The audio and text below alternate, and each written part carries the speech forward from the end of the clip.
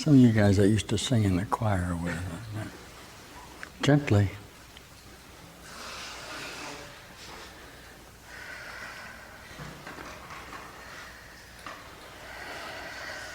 La-di-da-da-di-da-da. Good.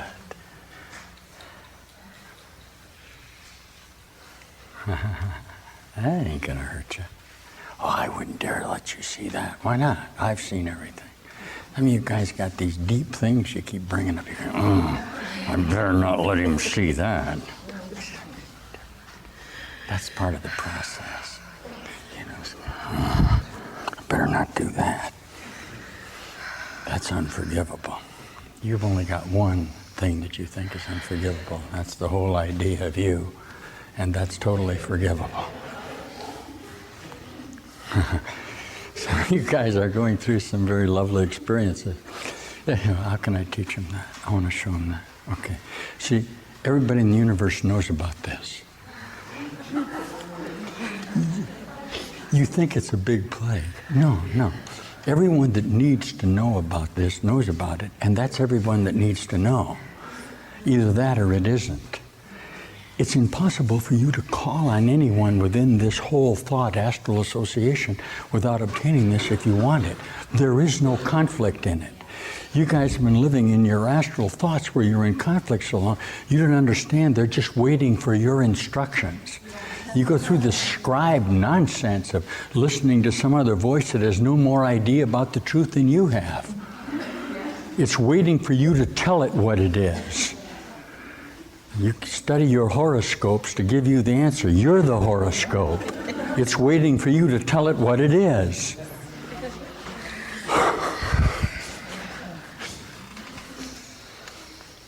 How grateful they'll be, how loving they'll be when you forgive them your own thoughts. This Jesus describes this very beautifully. They can hardly wait for your forgiveness. You know who wants it the most? God. You can hear that, you're awake. There's a lovely sentence in the Course that says, God asks for your forgiveness. Obviously, you think something must have happened.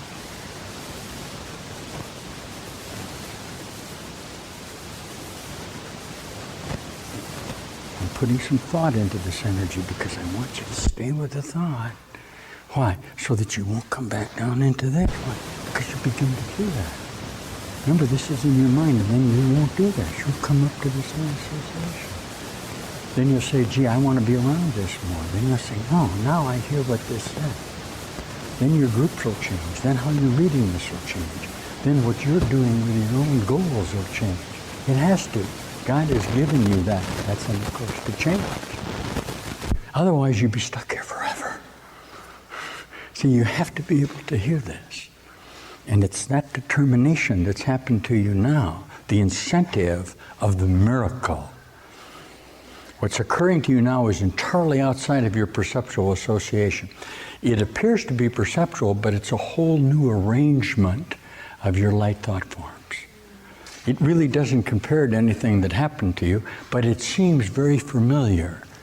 It's something you've always wanted to hear. It's something that you remember. It's an ancient melody.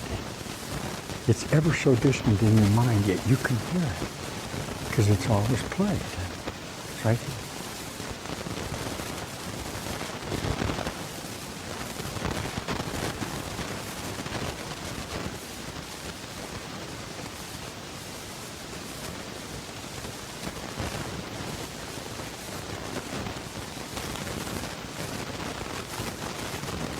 You look beautiful. We'll take a little break now, show you loaves and fishes. Where they're having the lunch, right?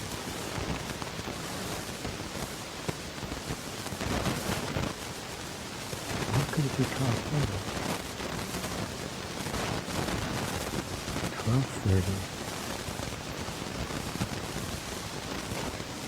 I lost a lot.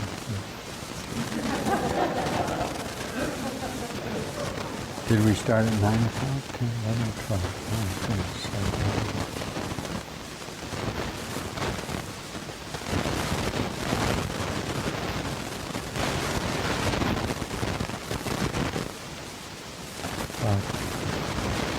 Usually I come back. You guys can hang out. Oh, okay. 12:30, 1:30, quarter to 2.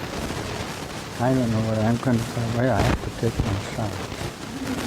There's if it would be very nice if you guys would stay in this high identities. That is, it'd be lovely if you communicated with each other, but not in the mundane fashion that you usually do. Since that's what the falsity is, and the truth is that you're in an entirely different place and time than you were what you constitute 3.5 hours ago. You listen to me, listen to me, listen to me. This is a different time and place. Listen, if you let that be so in your mind, you will formulate this in a whole new relationship of time and space. I guarantee it. It has to be so. Okay, you'll still be in time, but it'll be a new association, a new later association in light formations. The problem I've had with this, I can't stop talking. Listen, the problem I've had with this depth is you're all coming from different times. And you don't have a central location in your own great rays. Some of your centers are later than others. Some are earlier, see? You're forging. So you know perfectly well meeting in an energy fashion, but some of them you met 6,000 years ago. A lot of you guys got Egyptian memories that are extraordinary. But many of you now are being afforded memories of your future meetings. That's what I'm giving to you. You can then take those meetings from 10,000 years from now, if you want to call it that, and make application to them in all the times that you've been associated throughout all of time. Why? All time is really going on at the same time. This is later than it was. If you can hear this, it would be very valuable to you. Why? I want you to hold this form. Okay? Every time you don't hold this form, you're just going nowhere. This is your salvation form. I want you to be you. Okay, it doesn't do you any good to look outside yourself for an answer to this. If you'll be you in this new energy, I'll handle the rest.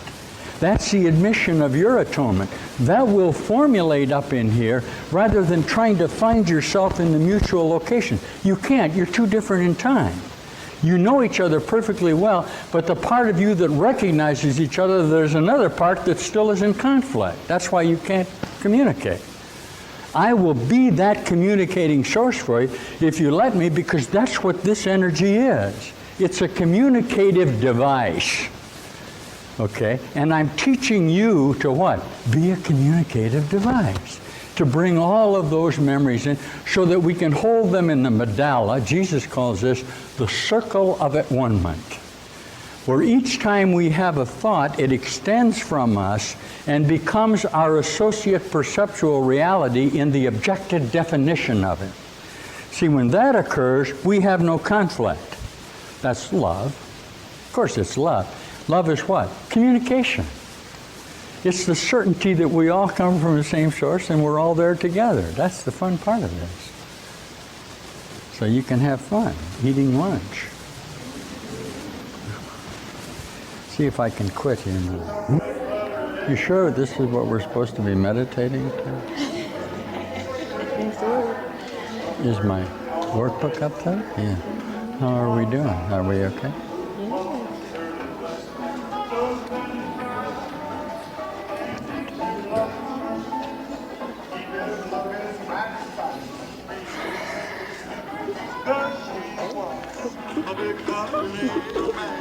Come on, guys. She wants a big brother. The music is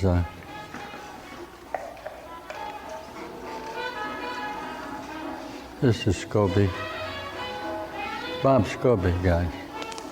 From San Francisco. He went to Chicago. Listen.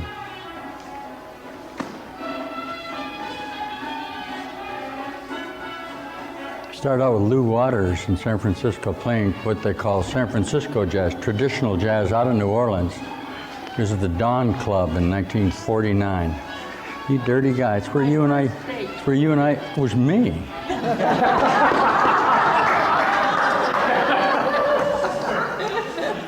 Of course, I was only 9 at the time.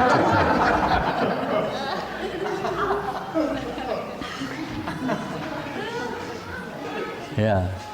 The Lou Waters sound, what you call the Lou Waters sound, was a particular ensemble of associate harmonics without a lot of allowance for spectacular musicianship. The requirement was to make the sound, and guys like Turk Murphy, who had Earthquake Lagoons here in the city for many years, is an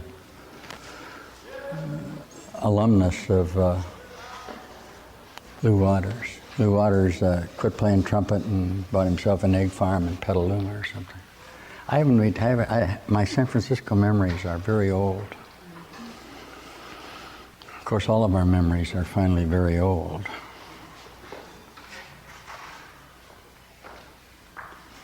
And my Sacramento memories are more recent. So we're all memories. Some of you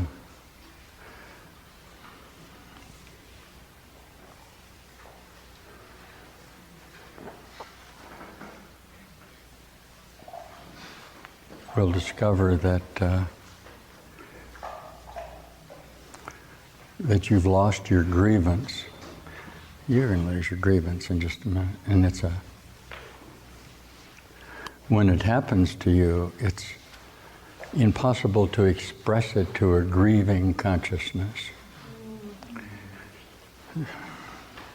You'll go to a family reunion tomorrow, and your sister and your brother and your ex, who has got the kids, or you, or whatever it is, will immediately begin to share grievous associations. They'll connect them to love, but the reminder will always be of the associate injustices that were done to them.